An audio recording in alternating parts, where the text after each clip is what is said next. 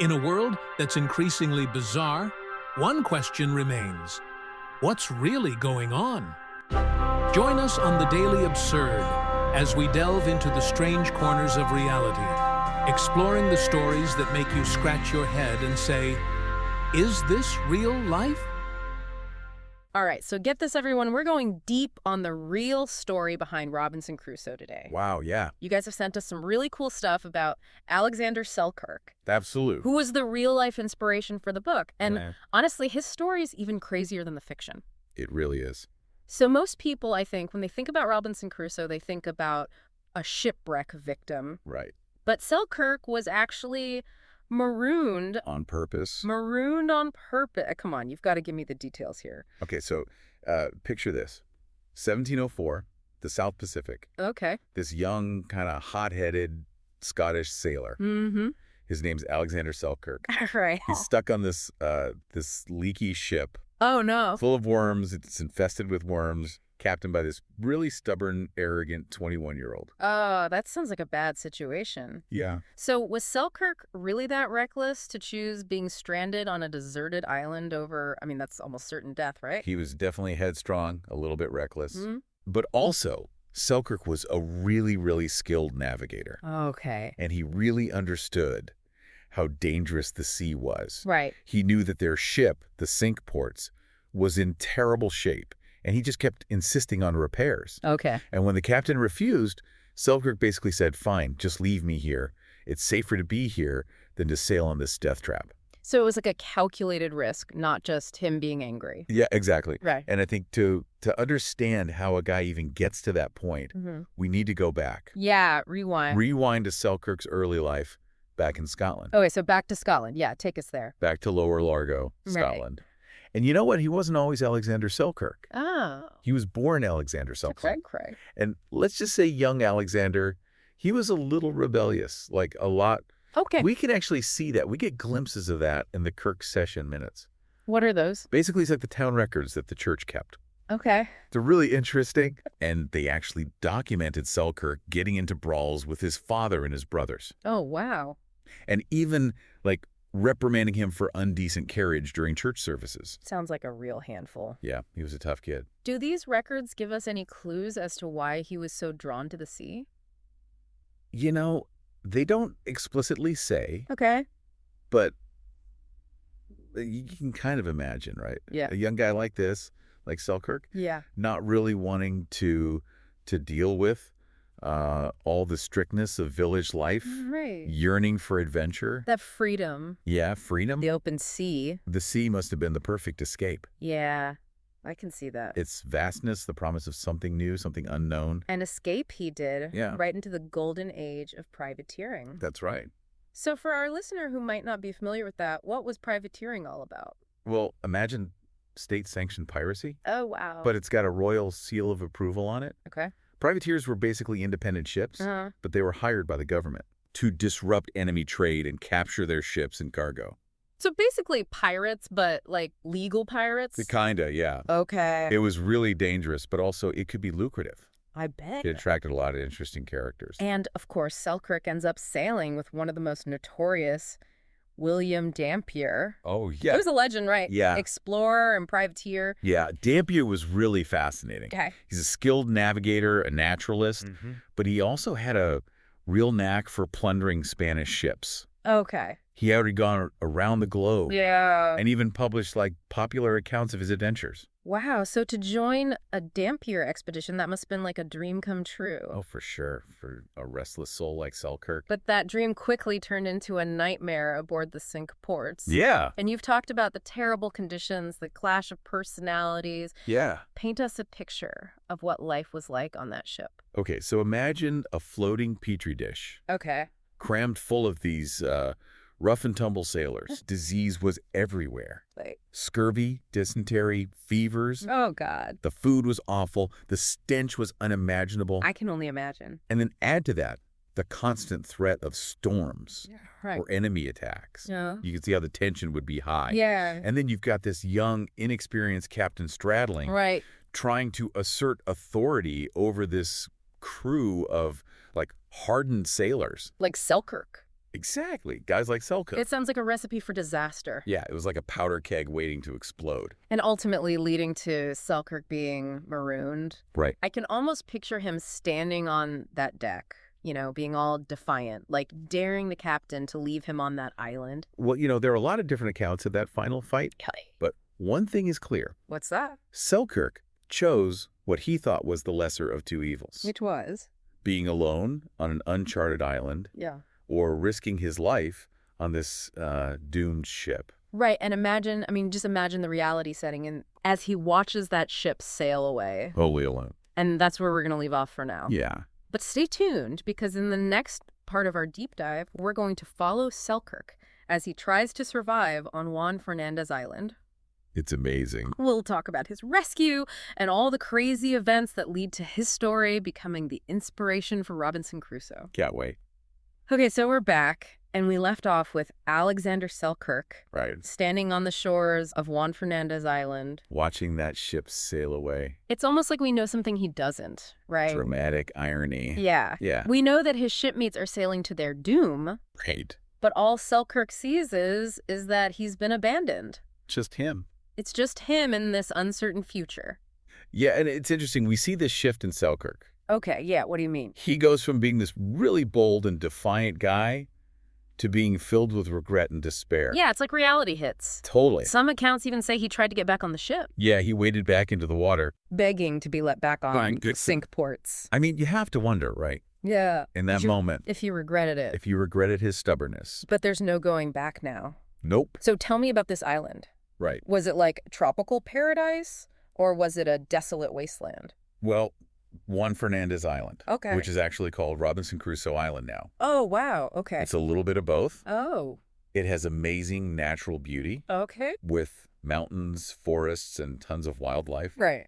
But it's also incredibly isolated. I bet. And really unforgiving. Yeah, so imagine, right? Yeah. Terror and awe all at once. Exactly. I mean, how did Selkirk even begin to survive? The first few months were really brutal. Okay. He had to fight hunger, being exposed to the elements, right, loneliness, and he always had to be afraid of Spanish ships. Oh, yeah, because they were in the area. Right, they would patrol. So is constant fear. Yeah, constant fear. The people that rescued him said he was almost feral. Almost feral. Yeah, you can imagine that isolation. Yeah. It does things to you. What he can do to a person? Yeah. It's incredible. But you know what? He didn't give up. No. He didn't succumb to it. He had this will to survive. Right. Like he had to find food, build shelter, protect himself. Yeah. And that's where we see that hot-headedness transform into resourcefulness. Okay. He became a really good hunter, trapping goats, preserving meat. Yeah. He built multiple shelters. Yeah. Whatever he could find. Right. Wood, stone, even goat skins. Goat skins. Yeah. Wow. It's amazing. And didn't he become friends with some cats? Oh, yeah. I've heard about that. He domesticated these feral cats. Oh, wow. And they were good for two reasons. Okay, what were they? One, companionship. Right, fighting that loneliness. Yeah, that crushing loneliness. And two... Well, rats were a problem. Because they would eat his food. Yeah, his food stores. Okay. So the cats kept them away. Wow, so he adapted. Yeah. He really did. An unlikely alliance. It's amazing. Right. Yeah, but survival is one thing. Right. But staying sane when you're totally alone? That's different. That's another thing entirely. Yeah. Did anything help him with that? Routine. Okay. And his faith. Okay, so what do you mean? He had this lookout spot up high on a hill. Okay. Every day he'd scan the horizon looking for ships. Day after day, year after year. Year after year. Just looking. Just looking. Wow. He also read his Bible and sang psalms. Okay. He clung to these rituals. It gave him comfort. Yeah, and purpose. You can almost see the contrast, right? This almost meditative existence. Yeah.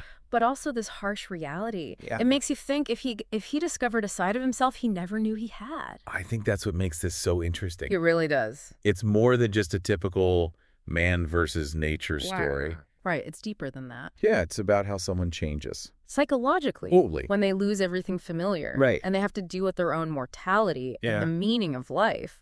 It's profound. So he's not just surviving, he's evolving. Yeah. Yeah. Maybe even finding peace. In solitude. Yeah. Wow. And did this change him physically too? Oh, yeah, for sure. How so? Woodes Rogers, Who's that? the captain who rescued Selkirk, Okay. said he was incredibly agile and fast. Really? Yeah, like faster than the fastest runners on the ship. Wow, okay. And his senses, his awareness, everything was heightened. Yeah, because he had to be so aware. Yeah, exactly. It was a different man. Than the one who was marooned. Years earlier, totally different. And this is what captured Defoe's imagination, Right. leading to Robinson Crusoe. Totally. So Defoe saw in this story a metaphor Yeah. for the human condition. I mean, how we adapt, our desire to connect with others, how we search for meaning. Yeah. When times are hard. Okay, but before we get into all that, All right. let's go back to the rescue. Remember that lookout point? Yeah, where he spent hours looking for ships. Yeah, it's like he never gave up hope. No, he never could. He refused to surrender to Yeah. the loneliness. Yeah. So one day, after 4 years, A sail? a sail on the horizon. The horizon. You think he thought he was hallucinating at first? Oh, I'm sure. Yeah. Adrenaline, elation, disbelief. Like what once? Yeah. But it was real. It was Yeah. it was a British privateer ship. The Duke, Okay. captained by Woodes Rogers. And here's where the story takes a turn. Another one. I know, it's crazy. Truth is stranger than fiction. Give me the details. One of the crew members Yeah. on the Duke Mm-hmm. was William Dampier. No way. Yes. The guy who left him there? The same guy.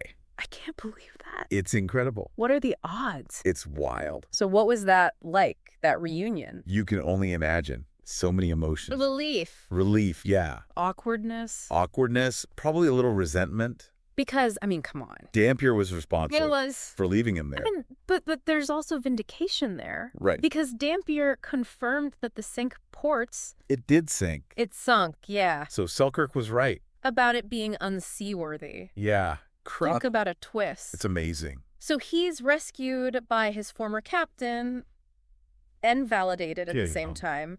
It's really something. It adds another layer to the story, right? Oh, yeah. Life is full of the unexpected. You never know. And sometimes your enemy Yeah. can be part of your salvation. It's true. But the journey isn't over for Selkirk yet. Right. He still has to figure out how to live. Back in society. After all that time alone, Yeah. that's a tough transition. I mean, he had to get used to being on a ship again. Right. Social interactions. Yeah, and wearing shoes. Right. After going bound foot for so long. That's got to be hard. It makes you realize that coming back from being alone Yeah. can be just as hard as being alone. So what happened to him when he finally made it back to England? Oh, instant celebrity, of course. Of course, right. People loved his stories They must have. about surviving, about adventure, Yeah. and he got his share of the treasure. From the Duke. Yeah, from all their plundering. So he's set, he's got his money, Right. but something tells me it wasn't that easy. He never quite felt like he belonged. You think so? Like he was always an outsider. Wow, because of those years alone. Marked by solitude. It's like a classic story. Isn't it? The hero comes home, Yeah. but he doesn't belong. Doesn't fit in. Yeah. So does Selkirk ever find peace? Well, that's the question, isn't it? Yeah. And that's what makes this story and Robinson Crusoe Okay. so fascinating And that's what we'll explore. in the next part. We're back.